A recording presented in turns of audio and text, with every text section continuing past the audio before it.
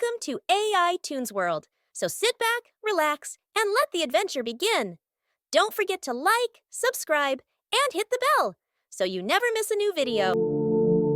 Baghdad के व्यस्त शहर में इस्लाम के सुनहरे युग के दौरान अहमद नाम का एक युवा लड़का रहता था।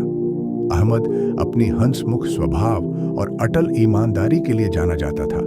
उसके पिता एक प्रतिष्ठित व्यापारी, बाजार में मसाले और कपड़े बेचने वाली एक साधारण दुकान के मालिक थे।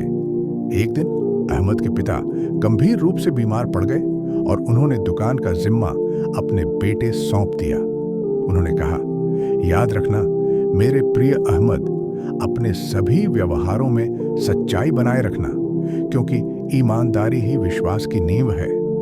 अपने पिता की शिक्षाओं का पालन करने के लिए उत्साहित होकर अहमद ने दुकान संभाल ली। अहमद ने मसालों को बड़े ध्यान से मापा, यह सुनिश्चित करते हुए कि ग्राहकों को वही मात्रा मिले जिसकी उन्होंने भुगतान किया था। उसने अपने कपड़ों का वर्णन सटीक रूप से किया, कभी भी उनकी गुणवत्ता या उत्पत्ति को बढ़ा चढ़ाकर पेश नहीं किया। अहमद की इस ईमानदारी की चर्चा तेजी से फैल गई और अधिक ग्राहक उसकी दुकान की ओर आकर्षित होने लगे।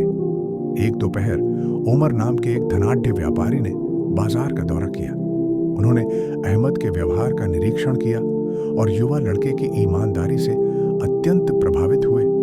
जिज्ञासा में उमर अहमद के पास गए और बोले, युवक, मैं ऐसे किसी विश्वसनीय व्यक्ति की तलाश में हूं जो मेरे दूर देशों में जाने वाले माल के कारवां का प्रबंधन कर सके। क्या तुम इसमें रुचि रखोगे? अहमद थोड़े चकित हुए, परंतु विनम्रता से उत्तर दिया, महोदय, आपकी पेशकश से मुझे सम्मानित महसूस होता है, लेकिन मुझे अपने बीमार पिता और हमारी दुकान की देखभाल करनी है।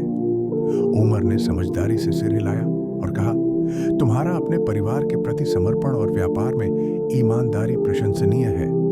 मैं एक सप्ताह बाद फिर आऊंगा यह देखने के लिए कि परिस्थितियां बदल गई हैं या नहीं। उस शाम अहमद ने अपने पिता को यह बातचीत सुनाई। एक हल्की मुस्कान के साथ उसके पिता बोले, मेरे बेटे, यह अवसर एक आशीर्वाद है, इसे स्वीकार कर लो और हमारे पड़ोसी तथा मित्र मेरी देखभाल करेंगे। गहन विचार और प्रार्थना के पश्चात अहमद ने यह प्रस्ताव स्वीकार कर लिया। अहमद उमर के कारवां में शामिल हो गया, जो विशाल रेगिस्तानों और व्यस्त शहरों में माल के व्यापार की देखरेख करता था। अपनी यात्राओं के दौरान अहमद की ईमानदारी और निष्पक्ष व्यवहार की प्रतिष्ठा बढ़ती गई, जिससे उमर के व्यापार में समृद्धि आई।